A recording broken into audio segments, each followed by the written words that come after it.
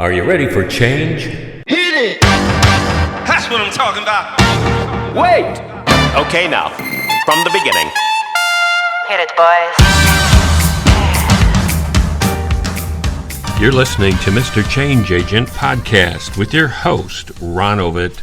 He's a pastor counselor, he's a recovery coach, author, and creator of The Emotional Relearning. He's president and founder of Empower Ministry. Ron, glad to have you here. These have been fascinating podcasts all about habits and what they are, what habits are, what are the things that trigger us, how do we look for them, what are some of the things, pitfalls and such we can look to. And today I think you're going to be talking about warning signs. What are some of the failure warning signs, and what do you mean by that? And let's get right into it. All right, well, let's talk about, here again, we talked at one time about the fact that an urge, according to the intensity of the urge, it goes from a habit to an addiction, Okay. And so not every habit's equal that way. There's different intensities on the urge. And so when we're talking about something that is a more significant habit, or I guess any habit that we're trying to break, and we fall back into it, there's two terms that are usually used. One is a slip, and the other is that I've relapsed. Now, some people don't distinguish between the two, and I get that. You can be hardcore, say, hey, it doesn't matter. Others say, well, hey, a slip's exactly that. I felt bad. I quit. I didn't do it again. I got right back on the horse and continued sobriety, if that's the case, or whatever. I got back to whatever. The thing is that failure is inevitable. I mean, all of us relapse to some degree, and we need to, because we're human. But what we don't want to do is or slip, I guess. We don't want to go into where it's chronic again, to now where we're back to where we were. That's relapsing. That's relapsing, Okay. right. Yeah. And so I talk a lot about, in fact, when I got into this field, it didn't take me long at all to say what I really want to talk about more is relapse prevention, because that's where most people are. When you have to deal with someone that's in such denial, it's so hard sometimes to get people to take that first step to get help. Because they don't, I don't have a problem, I can figure this out. Now, what surprised me, though, was when I started working with people in relapse, they went back into denial again. It was horrible. It's like we had to start all over again in some cases. You mean they'd say, I'm not relapsing? What are you talking about? Yeah, well, I don't need treatment. I don't need to go into that. I've done that 100 times. And all this stuff, and it's just like, what in the world just happened? And I could explain it, I guess, but that's for a different podcast. What I want to say today, though, is that we need to tap into our desires. We talked about this a couple podcasts ago. And you might want to go back to that one on do, don't, and desire. And desire is really key here, because that's what's going to carry you through. It's important that we really say, I don't want to be that person. I don't want to be that person. A lot of times we don't see us as that person. We have this caricature in our mind, and we somehow think we're not that person. We can control ourselves. We can do this. And we see someone else doing it to an extreme, and we go, oh, how disgusting, not knowing that, frankly, that's us too. We just don't see it. When we finally get to a point and say, whoa, I'm that person. I don't want to be that person. I want to be this person. That's a strong motivator. We finally come to the place where we say, I've got to do whatever it takes. There's a pain there. There's something saying, I don't want that anymore. I want to be this other. And it may take a couple tries, but it's a strong motivator. So what is it you want? What is it you want? Make that desire strong. Life can be good. You can enjoy your life without the habit you're trying to break, without that addiction. There's life out there. There's hope. And so you need to get that desire going. And you also said on another one, you're not going to die if you don't participate in this habit or whatever. Right. Even though your brain's screaming you need it. Yeah, right. And that will really help you. I don't want to be that guy. I'm not going to die if I do this. And you need to think that out ahead of time. A lot of times when I was struggling with certain habits and I knew it was going to be at night or something like that, I would start visualizing it, that I was going to overcome. And even then it would trigger you a little bit. And I go, I'm not going to die. I'm not going to die from this. And, you laugh about it, but that extinguishes that kind of fear. Well, what are some warning signs? You're going along, you're doing okay, you're working on your habits, but then all of a sudden, you start hanging around people, places, and things that will tempt you. Oh, I'm okay now. I can do it. Now, let's say it's a sugar habit, right? Sugar and that. Well, that's fine. I mean, we serve dessert at our meetings every Monday night, and I don't have it just because I serve it out to other people. I'm at a place where I don't need it. I don't have it. Now, that doesn't mean if it's the right time and if they're serving pecan pie, watch out. I'll be able to say, well, one slice ain't going to hurt me. And the truth is, one slice won't hurt you.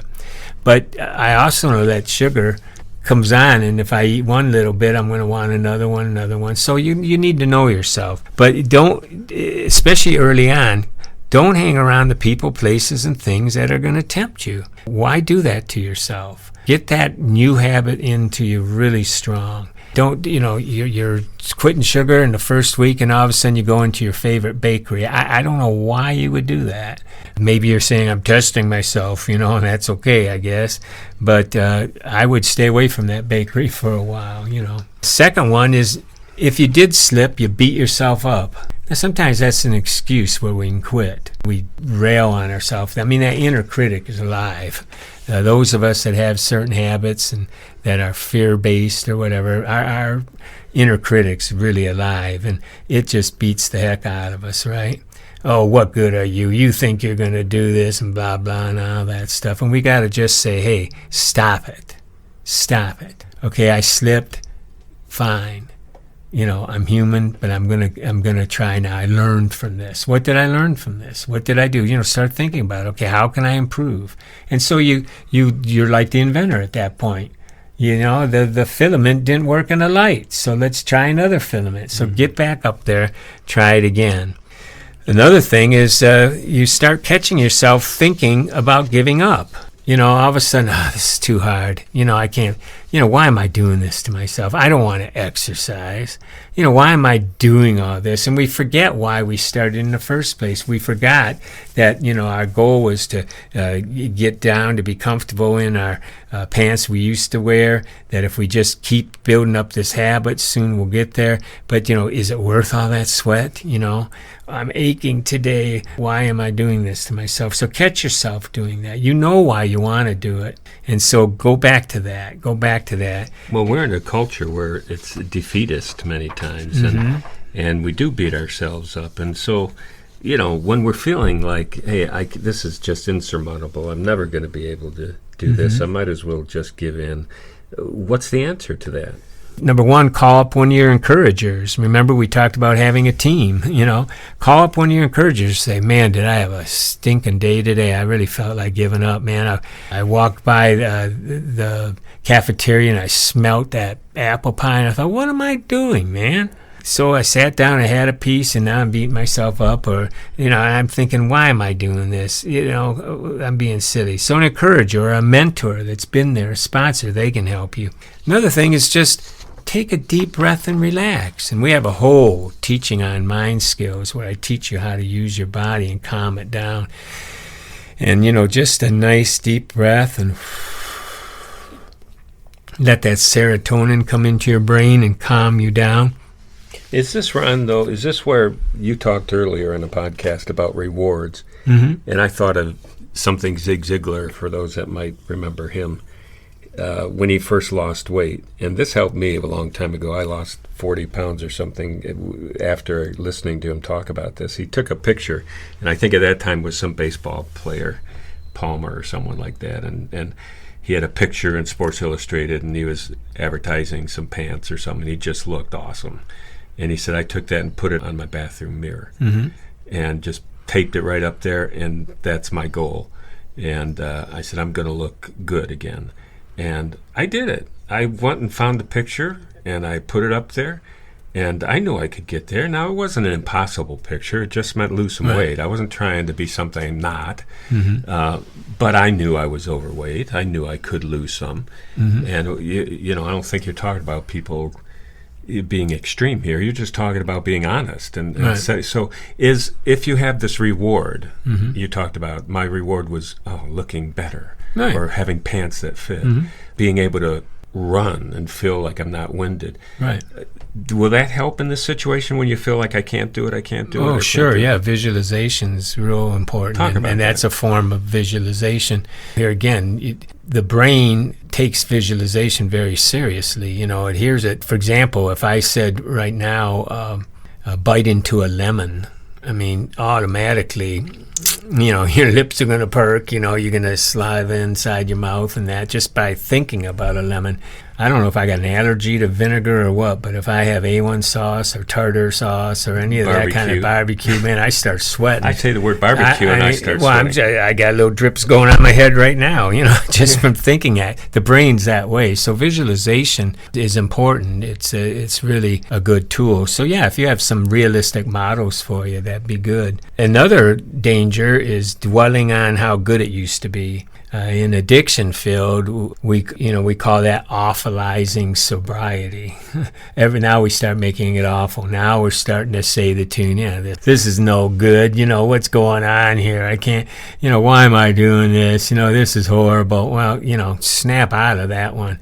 That's just, you know, go get some protein or something. You know, you're low, you know, a lot of times you drink some water, do something, snap out of that one. And then, you know, starting to doubt if you really need to drop that habit or add a new one. Maybe I was making too much out of it. These are the kind of things you want to catch yourself. See, it isn't always... Are those lies? Well, yeah, and where sure do they come are. from? Well, they come from rationalization. They come from because we long sometimes for the other things. It can be. Change is difficult. And so a lot of times we just get into our brain. And so emotionally, you know, we can watch for those emotional ones. But these are some of those brain things, the things that we think that just start getting us down. And don't forget, we're trying to overcome a habit. Mm-hmm. And when it starts saying, I got to have it, and we're fighting that, a lot of times we get these set thoughts. Well, there's fatigue, I'm sure. Sure, there is. There's fatigue, denial fatigue, if you want to call that, when you're trying to deny something, you know, deny the craving. You get fatigued after a while. The battle fatigue.